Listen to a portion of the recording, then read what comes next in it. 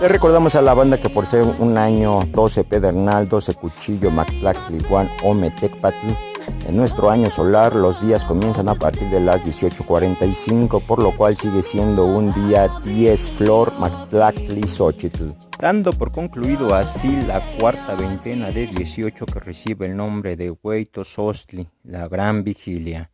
Comenzando el 10 de mayo con 4 Xipactli, 5 Ejecatl, 6 Cali, 7 Cuetzpalin, 8 Coatl, 9 Miquistli, 10 Mazat, 11 Tochtli, 12 Atl, 13 Iscuintli.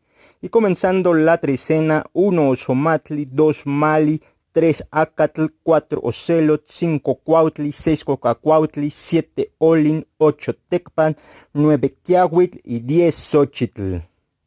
Una veintena en la cual quedó registrada la actividad solar y las tormentas solares, seguido de la aprobación del ETF de Ethereum y por terminar el segundo torneo de Ulama Tecuilhuitontli.